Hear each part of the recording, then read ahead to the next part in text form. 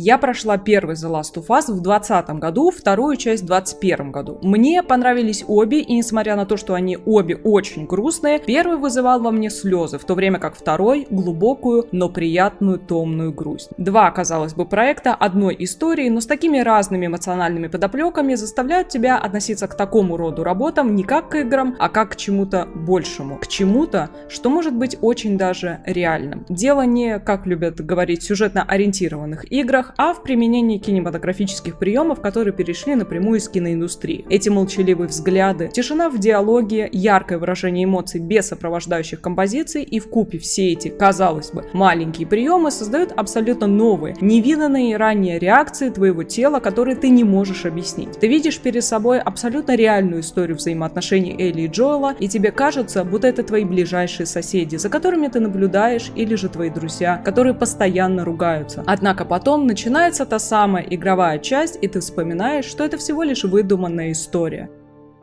Я могу реагировать только на то, что я понимаю, и именно в The Last of Us мне понятна каждая клеточка на теле персонажей. Щелкуны непонятны мне и тем менее интересны. Мне нравится, что самого геймплея не очень много. Мне нравится, что благодаря абсолютно простым и понятным действиям я могу сосредоточиться на более важных для меня вещах. Взаимодействие между главными героями, наблюдение за их поведением, изучение сюжетной линии. Не все игры, имеющие сюжетную линию, также трогают мое сердце, однако The Last of Us по драме стоит на первом месте. Благодаря графике на какой-то момент я теряюсь, и мне кажется, будто все, что происходит на экране, происходит со мной. Я ставлю себя на место Элли. Я ругаюсь с Джоэлом, я влюбляюсь в Дину, я хочу отомстить. И в конце я беру гитару и вспоминаю самые лучшие моменты, которые только смог подарить мне Джоэл за его такую короткую жизнь.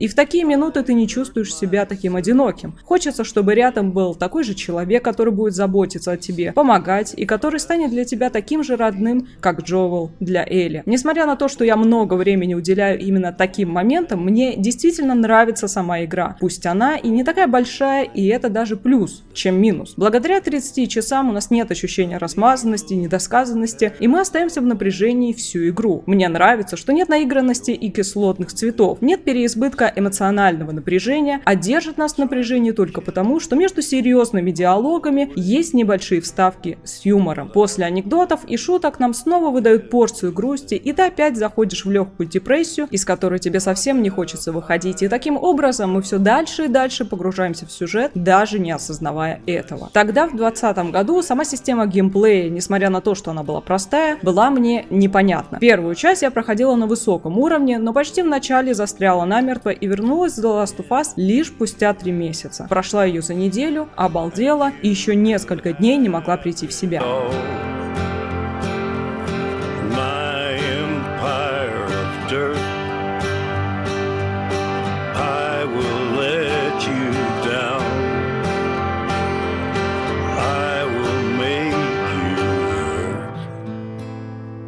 Для меня самым главным в таких играх является послевкусие, когда твои зрачки расширяются, ты смотришь в одну точку, не можешь ничего делать, а лишь сидишь и не можешь поверить, что твой пройденный путь теперь подошел к концу. К сожалению, я настолько влюбилась в эдакий семейный союз Элли и Джоэла, что история Эбби меня не впечатлила, а скорее наоборот начала злить, когда спустя 10 часов она все еще не заканчивалась. Я не знала, что вторая часть будет именно про нее, по большей части. Да, в конце получилось красиво, когда они пересекаются, и в итоге у них даже зародился какой-никакой бой. Однако для меня Эбби было слишком много. Но это нисколь не портит игру, я бы даже сказала наоборот. Благодаря этому катсцены с Элли стали для меня еще более значимыми из-за дефицита. Я не имею ничего против Эбби, просто в моем случае Элли и Джоэл для меня оказались куда более важнее, чем все остальные. И, конечно же, сказывается то, что любовная линия у Эбби с Оуэллом просто не подходит к таким серьезным диалогам Элли с Джоэлом. Любовная линия нормальная, она Она просто сильно смущает в данной концепции с другими линиями, а так у меня к ним претензий нет. Элли и Джоэл обсуждают серьезные вещи, заботятся о выживании, Джоэл волнуется и всячески поддерживает Элли, и тут вклинивается Эбби с Оуэном и немного не по себе от таких перемен. Это лишь единственная для меня проблема, которая была на момент прохождения. Несмотря на такие моменты, видя разъяренную Элли, я чувствовала всеми фибрами своего тела, что могу ее понять. Ее гнев,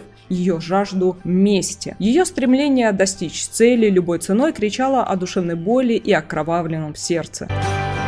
If I could start again, a million miles away, I would keep myself, I would find a way.